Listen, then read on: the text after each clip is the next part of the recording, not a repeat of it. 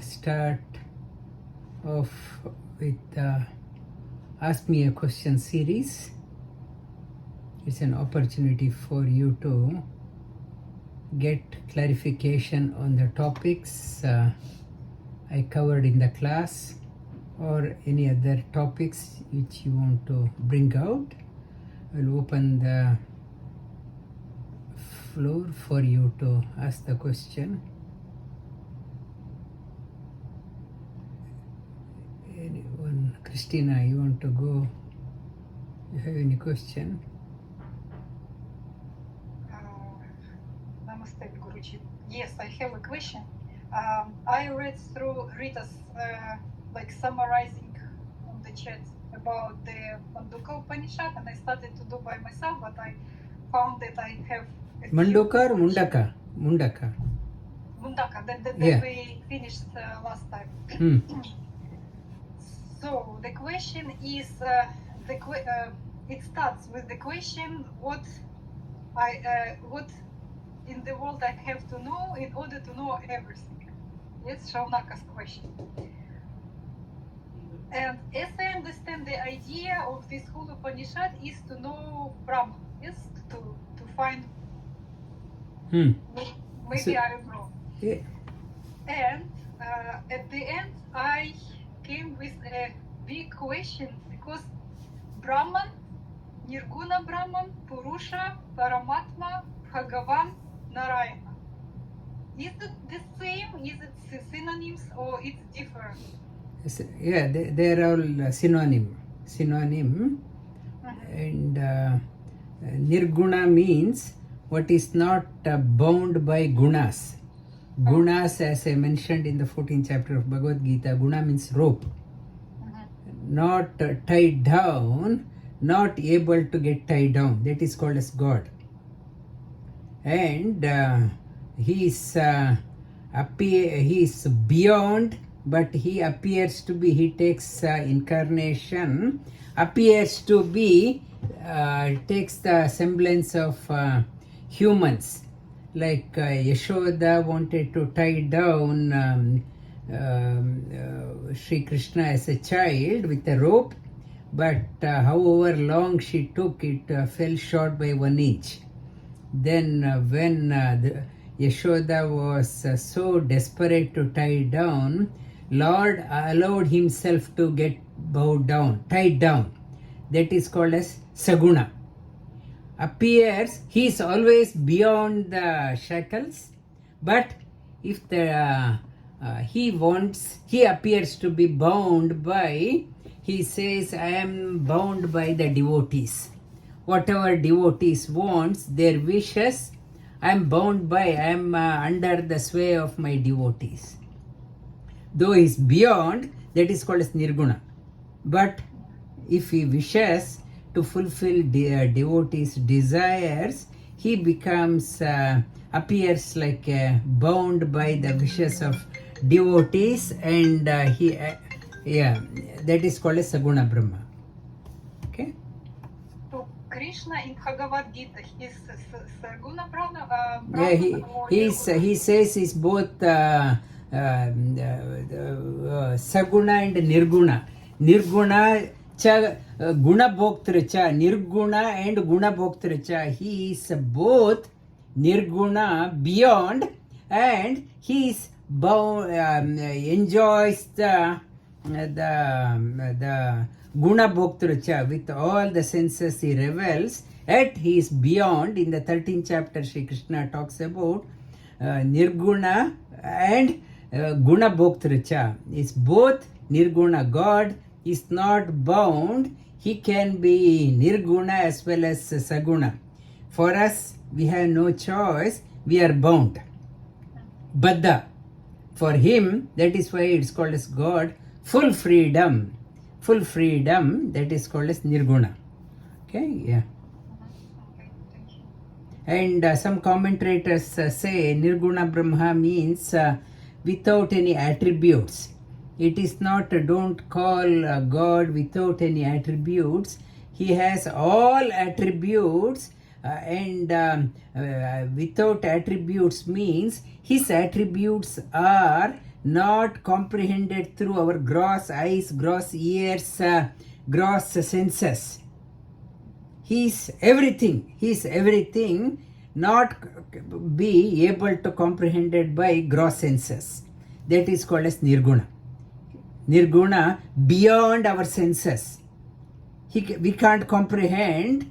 Like if you ask me to show where is the cow, I can hold the horn and say this is the cow. But for God, you can't show this is God. He is beyond the senses. Sense, that is called as Nirguna, and not to say God doesn't have any quality. He has all the qualities. He can be comprehended through devotees' eyes, or he is beyond the realm of devotees also. Okay? Yeah. Thank you. Thank you. And any more comments? Sir, namaskara sir. It's Kala here. Yeah, ಹೇಳಿ. Sir, one of my Japamala got 111 beads, sir. Am I allowed to use that, or should I use the Where did you get that one? from one of the shops, sir? Yeah, you take it off 108. It is you can remove 3 beads and you can restring it. Okay, sir. Yeah, okay, you can restring it. Take 3 off and you double count. It is 108. 108 and one extra. You can put other 3 as a meru. For example, in this one, this is 108. Extra bead you can put 1, 2, 3, 4, 5, 6. If you want, you can keep it on the top. Okay, and this is 108.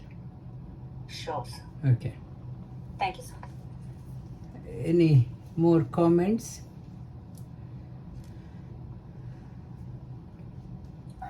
Gurukul, a question. Mm-hmm. Given we know the 26 divine qualities and the demonic qualities that we learned in chapter 16, so given I know, and when I am, say, talking to someone or interacting with someone, is it fair that I judge the other person based on the qualities? Is that not contrary to, say, any goodness I would have acquired? No, you have to know whether your other side person, how that person is. If you are not judging, if you are not making a decision, otherwise you can't make a decision. If you want to take a decision, you have to judge. Good or bad, make sure that won't affect you. For any dealings, if you want to do, you should know whether it's otherwise you can't make any decision. If you want to make a decision, you should know whether it's right or wrong. It is the 16th chapter is talking about divine and demonic estate. You have to make a judgment whether it's a divine or demonic. If it is no judgment, then learning is not required. Okay, that judgment is a must, and spirituality is not a blind belief. Spiritual seeker is very sharp, very alert. You have to be very alert, not to become a doormat.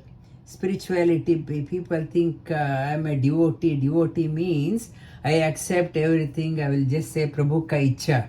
It is not Prabhu ka ichha. You have to be, yes, ultimately it is God's decision, but you have to be very alert in your life. And one of the divine qualities, it is talked about Dhriti. Dhriti is Chapya Palayanam. It is not running away. Running away, that is also, that is the qualities, it's all the divine qualities. Okay. Thank you. Any more questions?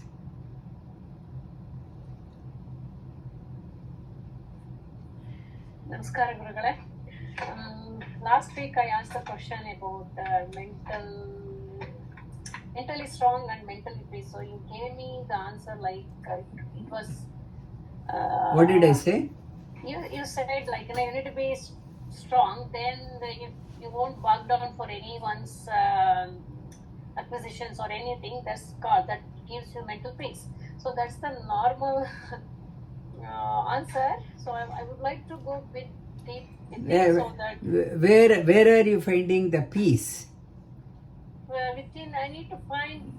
Where are you finding?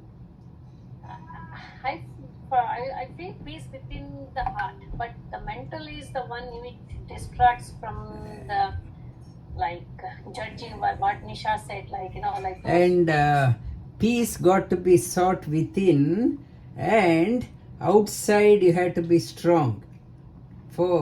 Mentally strong for dealing with outside situation, and you are seeking the peace within.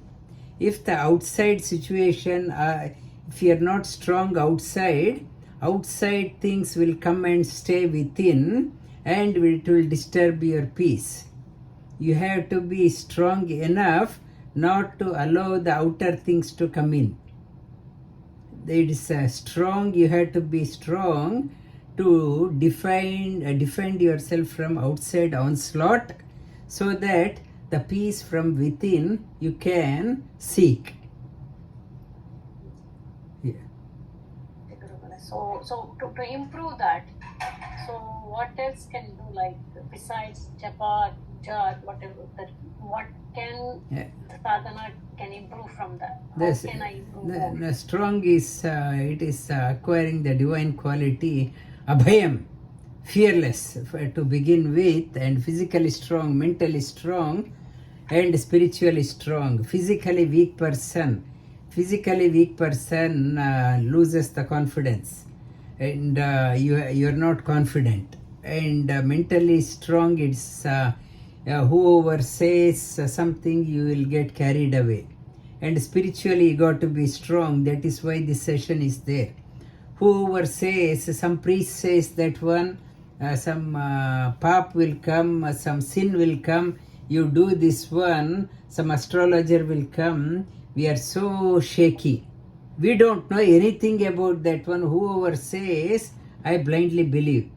Physically I am weak, mentally I am weak, spiritually I am weak, and when I am so weak, how can I find a peace within? You have to be physically enabled, mentally enabled, spiritually enabled.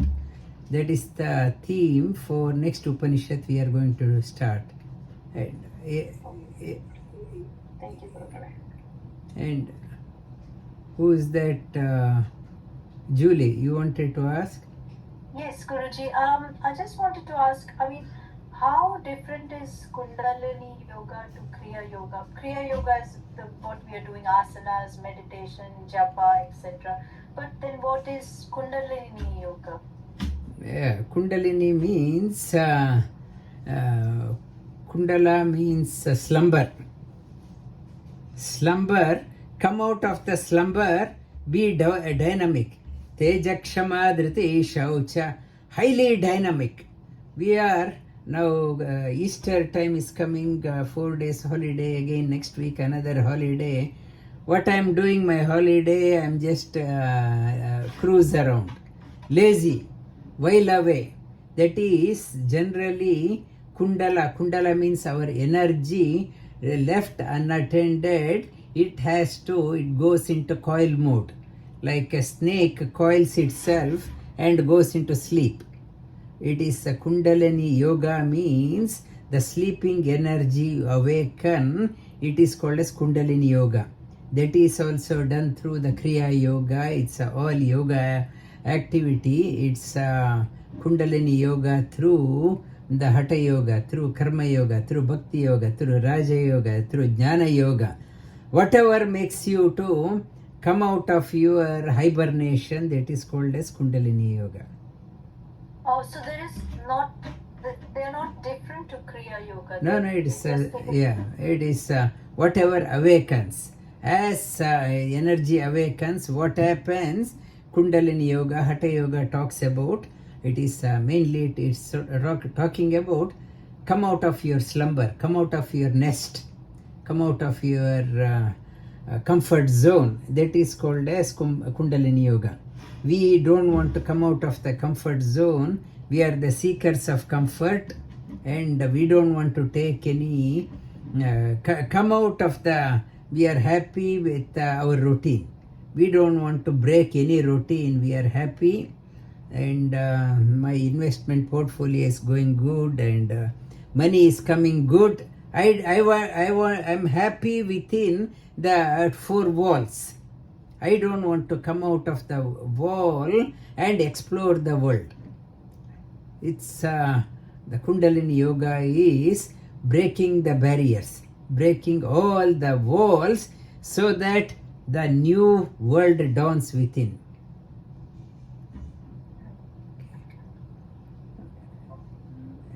Any more before? Sorry, Namaste Guruji. I just had a quick question. This is from like the book as well, the Divinity Yoga book.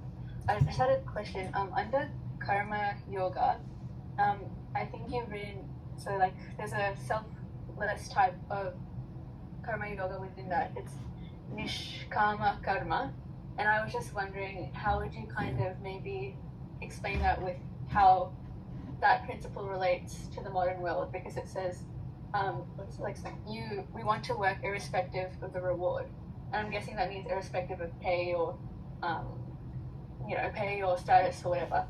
So how would you kind of relate that to the modern world where pay is necessary to make your, just to live? So how would you kind of reconcile that type of yoga and that, and aspiring to, subscribe to that type of yoga? Is it a Nishkama Yoga or Nisha Yoga, you said? Nishkama. Nishkama, okay. Nishkama, it's an expansion of Sakama. It's one is four type of, I mentioned in the book, four types. One type is I don't want to work, but I want the pay. And the second one, I work according to the second type is I don't want to work, I don't want the pay. Some parents may first type is I don't want to work, I don't want any reward also. Second one, I want the reward but I don't want to work. The third type is I work according to what I get paid. The fourth one, I will work without whatever is the outcome. That is the fourth one. Fourth category is the Nishkama Karma. The one before is called as my output is proportional to what I get. Reward prompted. Like for example, you enroll for law degree, and you are if somebody says your aspiration is to get $150,000 salary. First, if you say, show me the money, then only I will enroll for my degree, you can't get enrolled. If the farmer says, I want to make sure that I will get a bountiful crop, then only I will sow my seed, it is not possible. First, farmer has to till the ground, sow the seed, and wait for the rain, monsoon, whatever, then beyond. Without expectation, yes, expectation is there, but he does the job. Outcome is not in his hands. That is Nishkama. You are enrolled. If you demand, give me money first, then only I will enroll, it won't happen. Sakama Karma, to begin with, you should be selfish. Sakama means desire prompted action. It is for me alone. But what is Nishkama? I melt down so that I identify myself with everyone. Sakama Karma, I am so working 10 hours, 20 hours a day for me. When this body, this framework, identifying with this framework melts. I see myself in you, I see in others, I see with the country, I see beyond. My work is the same, desire is the same. Instead of working for me, I am working for we, for us. For us, I am working. So, Nishkama karma gives lot of energy. If I am working for Sakama karma only for myself, I am exhausted, stressed, burnt out. I have so worked so hard, I am so overworked and I say overworked and underpaid. I am so exhausted. When the Nishkama is there, I am putting my work. But concept of I has melted, it has gone into we. When we is there, in we I also is there. When I am working for the whole community, I am part of the community. I am also included, I am getting the benefit of that one also. So, Nishkama karma is not degrading yourself, rather you are elevating yourself. Okay? Yeah. Any more comment? I had a question. Last week you had spoken about Angirasa. Yeah, so in Pravara also, usually we take 3 or 5 rishis based on the which Gotra. So is it like Bharadwaja is grandson of Angirasa or something? Yes. Yes, Angirasa, that lineage, Angirasa, Ambarisha, Yavanashva. These 3 rishis, they come here in this Upanishad. It is talking about Bharadwaja. Bharadwaja, that lineage, 3 rishis. So, what it means, whatever you are learning, it is not just out of blue. I don't have, if somebody says, I don't have any teacher, it just dawned in me. It says not just dawned, it should be a parampara. To make sure that you are learning from a parampara, Rishi parampara. That is our Sanatana Dharma, Ganga river. It cannot say all of a sudden I got origin from Hooghly and I am joining Ganga Sagar. What is your root? Go back.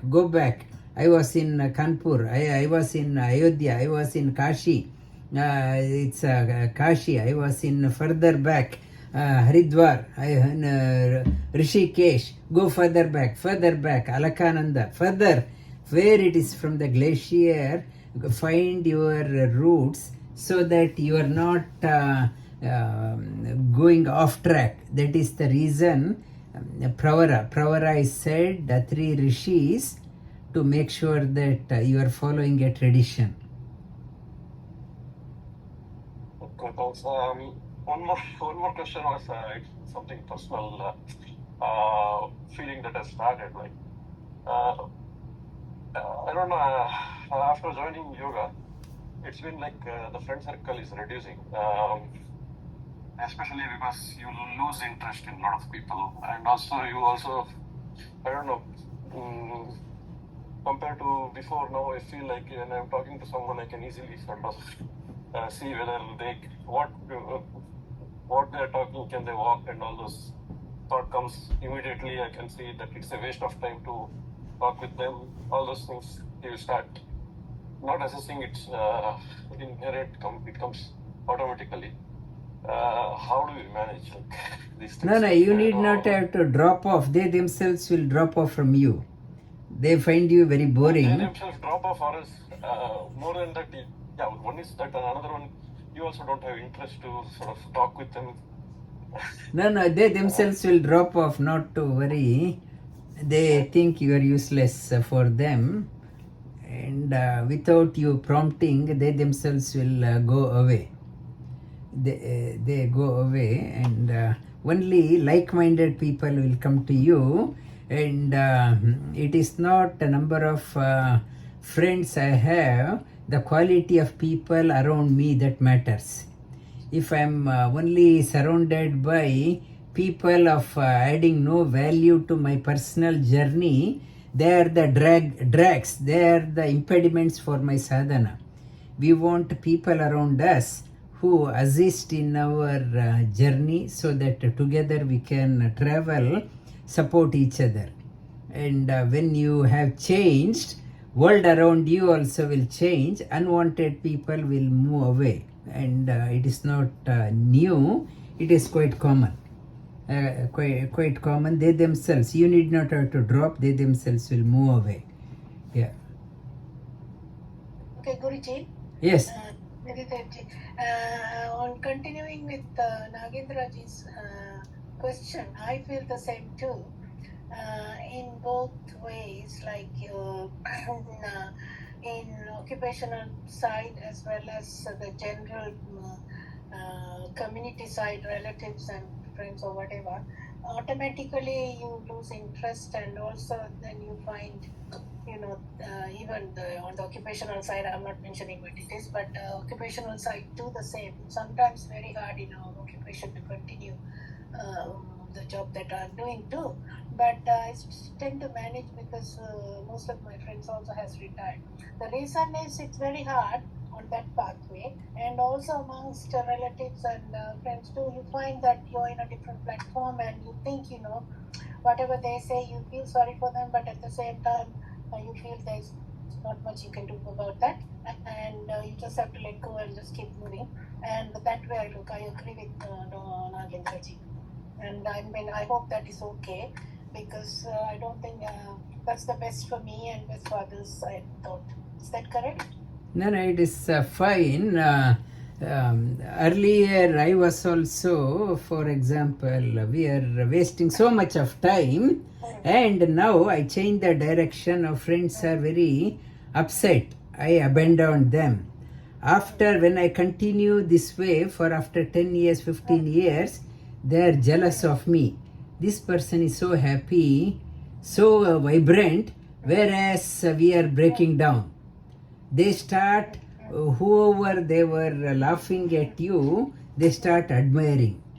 We wish we were tagged along this person. Look at that person, so vibrant, so healthy, whereas our vehicle is coming to grinding halt, whereas this person is still continuing. So, not to get carried away by the opinions of people. If you know you are on the right track for your own wellness, stick to that one. We are not leading a life to please anyone. After all, it is our journey. We are a traveler. We have come here to travel. And in the 15th chapter, Bhagavad Gita starts with Urdhva Mulamadashakam. From nowhere we have come, like a tree, we have shot out. We have come out. The way we have come out to blossom. From nowhere we have come, the purpose of our life to flourish in our life. Flourish, we have to expand the tree. The root, we don't know, seed has gone deep within. The shoot has come. Why it has come? It wants to experience. It wants to feel the light. It wants to blossom. That is why we are here. We have come out to the flourish in our life. And Kabir Das, he composed a song. This body, it took 9 months to weave. It took 9 months to weave, and such a the special body, not to pollute this one, not to soil it. If you soil it with a great difficulty, 9 months it took to weave. When you go, you have to give this cloth in the original condition to the Creator. Look after this one. Kabir Das says this one. They sings a song, Chadariya. This one, look after that one, give it in a good shape to the Creator, so that we get more and more able body, healthy body in coming lives also. Thank you, Guruji. Okay, and thank you. And we will, if no more question, we will start with, anyone has a comment? Guruji, I had one. Just based on what Nagendra ji said and Devi ji said, I concur that totally. But my question was more on the first one he mentioned about their Gotras, Angirasa, Bharadwaj. Am I right? No, many Gotras, many Saptarishis, Vasishta, Okay. Angirasa, Is that Vishwamitra, Gautama, Kashyapa. No, is that universal, or is that for say people that are born in a Brahmana family? No, for example? as I mentioned, Gotra means who is your role model. In a nutshell, it is to say who is your role model. You need to, when I say I'm from Angirasa Gotra, means such a great rishi, I should live up to that, my ancestor. You should have a Gotra, such a role model that I should live up to that one. You can, people, if they do not know the Gotra, they say my Gotra is Vishnu Gotra or Shiva Gotra, or the God is the Gotra, or Kashyapa Gotra. It's, if you do not know, it's a Kashyapa Gotra, one rishi. It's an idea to say the Gotra, your role model. Have a role model in your life. Tell your children, have a role model in your life and live up to your role model. When you have a role model, you will set the standard of life high. You won't squander your life. That is the purpose behind Gotra is nothing but who is your inspiration. Okay, yeah. Maybe down the line, people may say, Narendra Modi is my Gotra. Yes, nothing wrong in that one. He's a role model. I want to live up to that one. Okay. Thank you. Now, we will start with thank you, and another Upanishad. We are starting Mandukopanishad. We skimmed through. Maybe down the line we'll re-look into the Upanishad. Another Upanishad from Atharva Veda. 3 Upanishads are there, prominent Upanishad.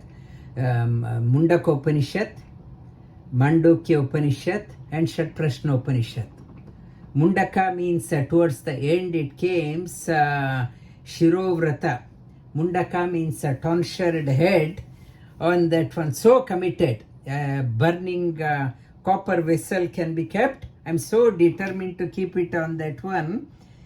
It's a Mundaka. It's a shaven head, and willing to keep a copper vessel with the burning amber. That is the Mandukopanishad. Second one, Mandukya Upanishad. We will start off with that one. Manduka, we do in yoga class Mandukasana. Mandukasana is a frog posture. Frog posture in the Mandukopanishad. We talked about Angirasa and Bharadwaja names have come. Here Mandukya Upanishad, the name of the frog has come. Why frog has come? Earlier Angirasa Rishi is there. Here the Manduka, why frog has come? It talks about Varuna is the Rishi. Varuna wanted to convey the message. He appeared as a frog. So, Mandukya Upanishad, Varuna appeared as a frog and he conveyed the message to the Rishi Kumaras. Another name, Mandukya, Mandana. Mandana means it's a knowledge. Uka means grace. You get the grace of the Lord only when you have the ability. We are all seeking the grace of the Lord without putting any effort. Everyone, we want everything free lunch. We want free lunch like a beggar. We are asking the God, please give. This Mandukya Upanishad says, when you have acquired the necessary skills, grace will come naturally. So, onus is put back onto us. It's instead of asking for a free lunch, mandana means acquire the knowledge. Strive for a knowledge. Uka means grace. Grace of the Lord will dawn on you when you have the knowledge. Mandukya Upanishad, this Upanishad talks about how to acquire the grace of the Lord. Grace of the Lord, acquire the knowledge. Okay, and this Upanishad is mainly, it's one of the smallest of the Upanishads, with only 12 mantras are there, but when it goes into Karika, other parts opens up. This Upanishad is mainly talking about Om. Whatever mantras are there, we start with Om. Om, without Om, we don't say any mantra. Mantra Om means the sanctifying. Anything it talks about, this Upanishad talks about what is Om. Why so much of importance has been given to Om. What is that one? This Upanishad talks about. This all three Upanishad, Mundaka, Mandukya and Shatprashna Upanishad, they come with the same peace mantra, Shanti mantra. Om Bhadram Karne Vishrunuyama Devaha. Om Bhadram Karne Vishrunuyama Devaha. Bhadram Pashyemakshabherya Jatraha. Bhadram Pashyemakshabherya Jatraha. Stirai Angaihi. Stirai Angaihi. Stuštuvang. Stuštuvang. Swastanobihi. Swastanobihi. Vyashema Devahitam. Vyashema Devahitam. Yadayuhu. Yadayuhu. Swastina Indro Vrudrashravah. Swastina Indro Vrudrashravah. Swastina Pusha Vishwavedah. Swastina Pusha Vishwavedah. Swastina Starksho Arishtanemihi. Swastina Staksho Arishtanemihi. Swastino Brihaspatir Dadato. Swastino Brihaspatir Dadato. Om Shanti Shanti Shanti. Om Shanti Shanti Shanti. That Om, here also Om Shanti Shanti Shanti. One of the divine qualities in Bhagavad Gita is Shanti. Word Shanti is there. We should know what Shanti means. Generally we say Shanti. If somebody dies, we'll say Om Shanti. What is Shanti? Shanti is not to be acquired once I die. How can I acquire the Shanti when I am alive? Sha means Shanno Mitra Sham Varunaha. Sham means bliss. Anta, Sha, Anta. Anta means peak of my bliss. E means knowledge. So, Ananda and Jnana. Shanti means Jnana Ananda. Shanti means Jnana Ananda Swarupa. Bhagavan is called as Jnana Ananda Swarupa. It is talking about Jnana Ananda. Nanda asked the question how to get the inner peace. The peace, without knowledge there is no peace. Jnana Ananda Swarupa. Shanti Shanti Shanti. You need to have knowledge. You should know what is temporary, what is permanent. Knowledge you should have. Invest time on to which it accompanies you. Jnana Ananda, that is Shanti, Shanti, Shanti. And this Upanishad talks about Om iti etad. Om iti etad aksharam idam sarvam tasyopakyasam tatro upakyasanam bhutam bhavat bhavishyati sarvam omkara eva. Sarvam omkara eva echanyat trikalatitam tad omkara eva. This first mantra starts with everything is encompassed in Om. Everything, Bhutam means past, Bhavat means present, Bhavishyat means past, future. Whatever was past, whatever is present, whatever is in the future, Sarvam Omkara eva. Everything is included in Om. Om iti etad ekaksharam. Akshara is Om is a monosyllable. Om is the shortest of the syllable. It is a seed of everything. Seed is so fine, from that everything has come out. Om means in English it has become omni, and in Christianity they say amen. Whatever it's a good happening, they say in the Om has gone into Christianity as amen. In Islam it has gone as amin. It is it's the same, conveying the same message. Everything bhuta bhavya bhavishyati sarvam omkara eva echavyat trikalatitam. It is not only past, present and future, means it is time bound. Past means 100 years back, 1000 years back, again bound by time. Now means again between now, again time. Future, yes, next year, 5 years now, again time bound. Om is bound by the time. It says trikalatitam. It is beyond the realm of time. Beyond the realm of time, that is Om.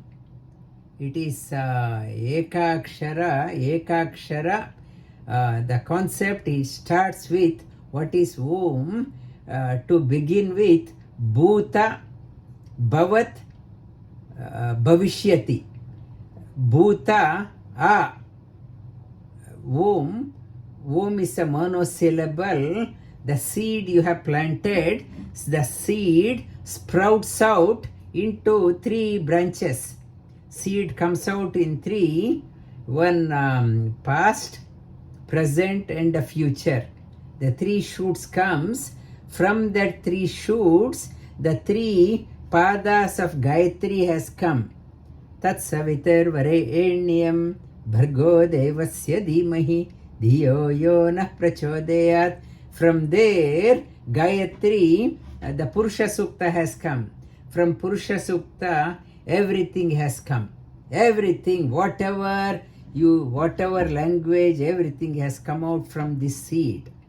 Bhuta means ma, 3 parts. When you say means whatever you say with mouth wide open.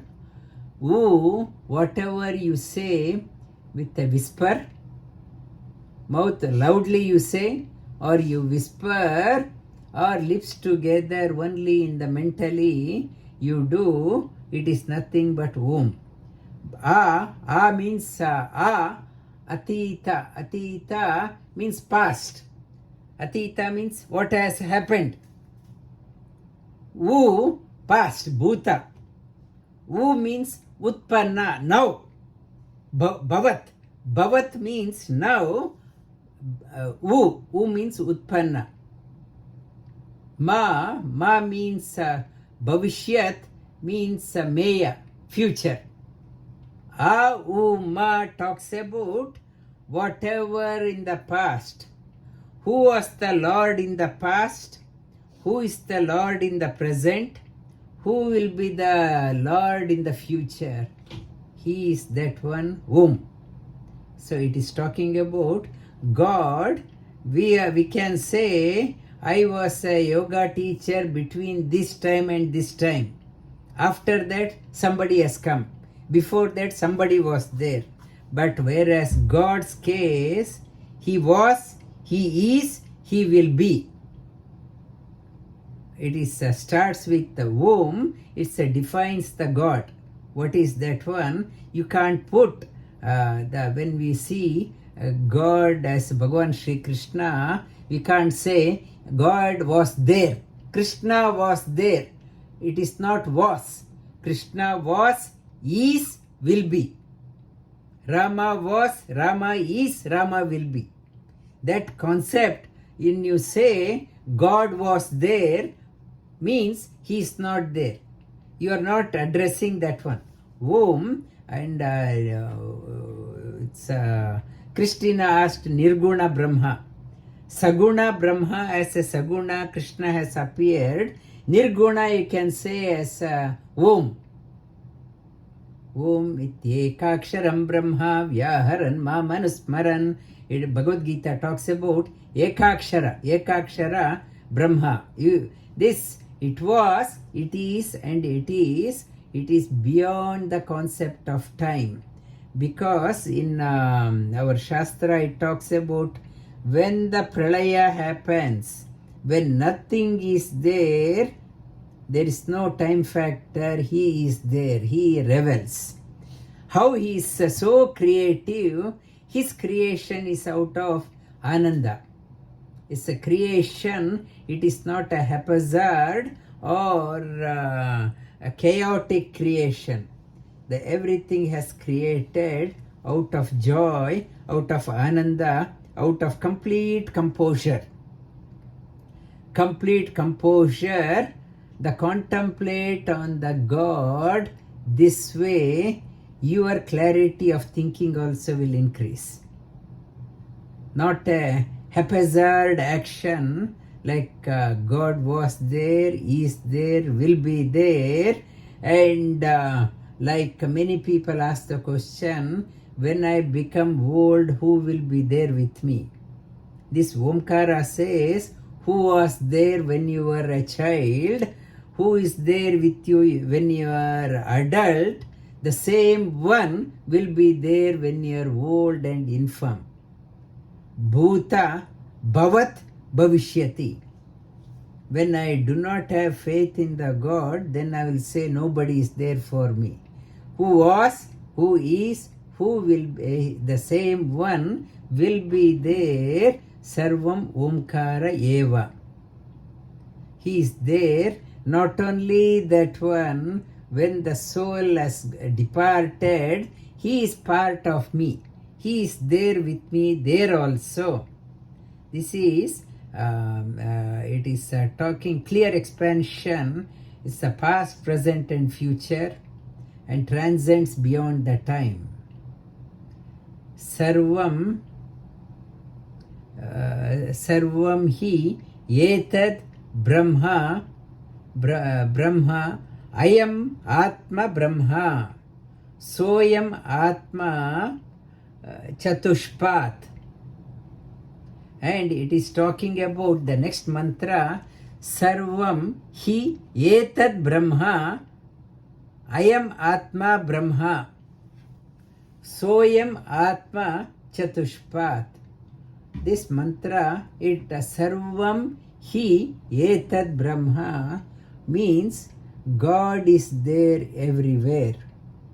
Not to say God is there only in India, or God is there only in Himalayas, or only now Easter is coming, or in only in Jerusalem, it's or some holy place. It is Sarvam hi etad Brahma The Brahma is there everywhere.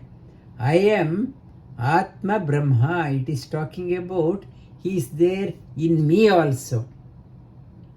Everywhere he is there, that everywhere he is there within me also. So I am Atma. This Atma, this Omkara is there everywhere. That Nada is there. When we close our eyes, ears, we hear that that sound. When we go into scuba diving, we hear that sound. When people go up to the sky in the satellite, they hear that sound. That Omkara is there. It exists on four-legged. Chatushpat. This has 4 quarters. What are the 4 quarters? This Om is giving us the 4 experience. It is giving us the 4 experience in the wakeful.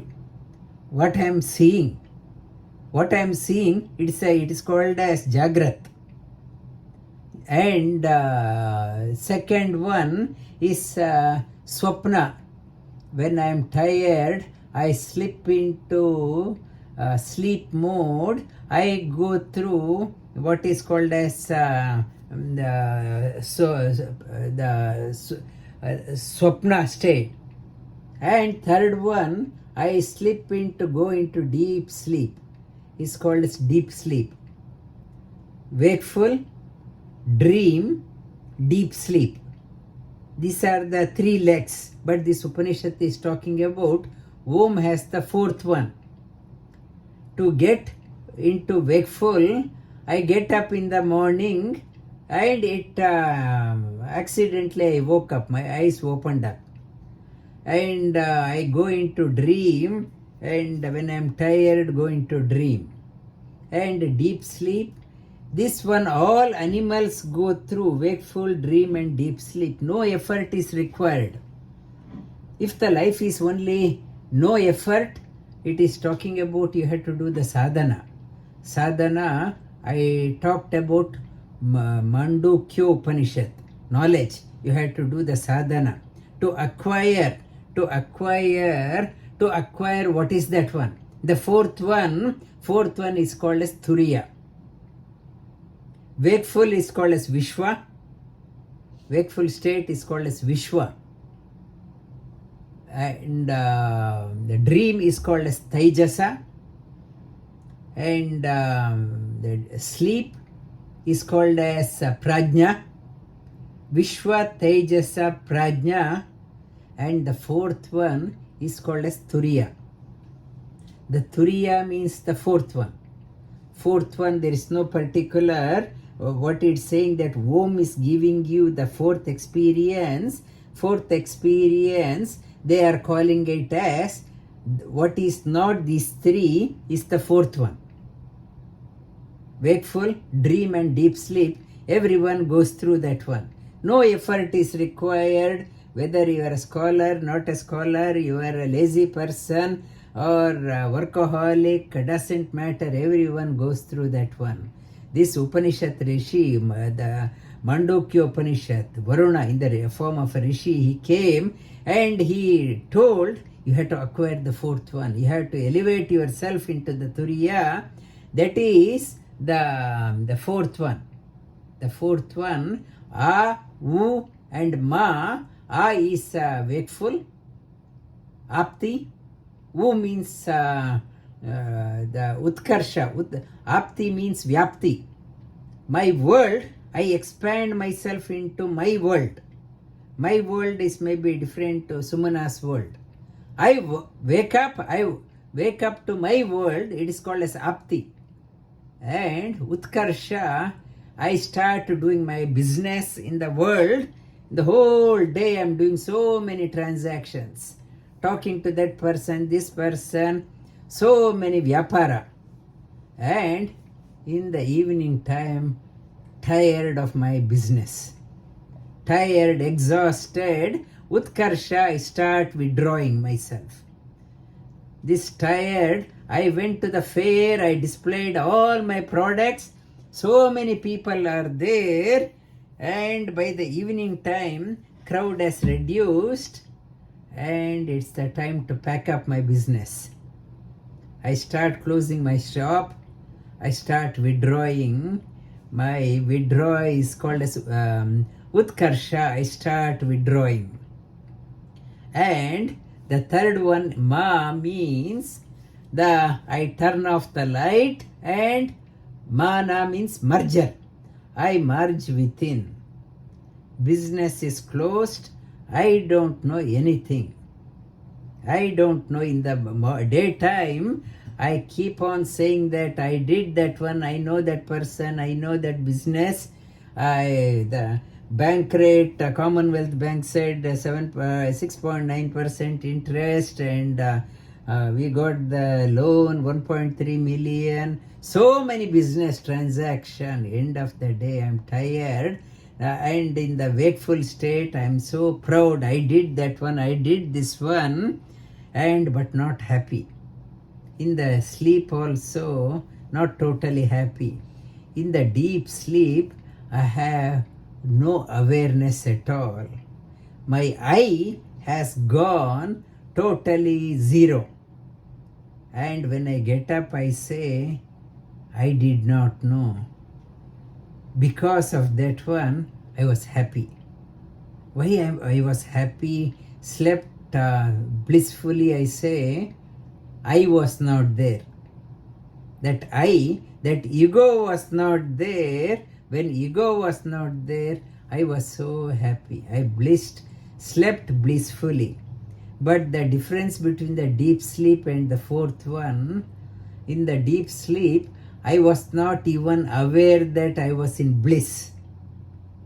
There is a fourth one, experience. Rishis, they thought, there is one factor is called as Ananda is there, happiness is there. Or I'm a multi-millionaire in the bank, but there is no happiness. There is no happiness. In the wakeful, there is no happiness. In the dream, good dream, bad dream, happiness is there or not sure. And deep sleep, happiness is there, but I did not experience that one during that time. Rishis thought, is it possible to experience that one when you are conscious?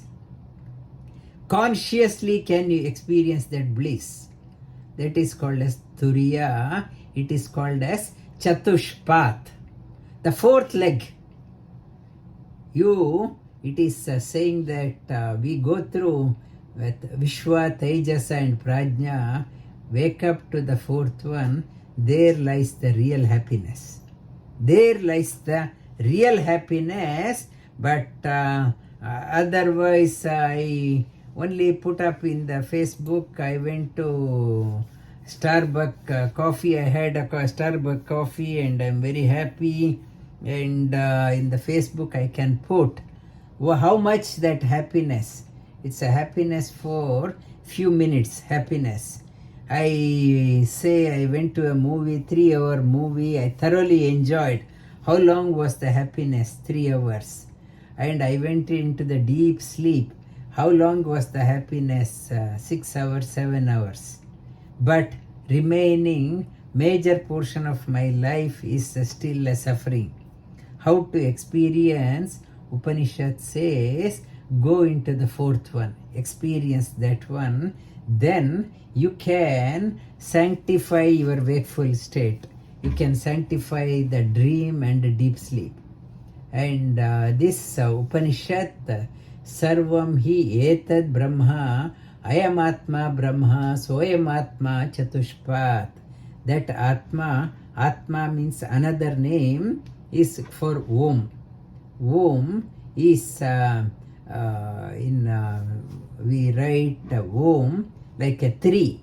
You write a 3, you can call it as the wakeful, dream and deep sleep. 3 experiences. The fourth one, it is extended, it is called as Turiya. Turiya, the fourth one, Chatushpat. How it is like when you are saying Om, it talks about how you have to say Om.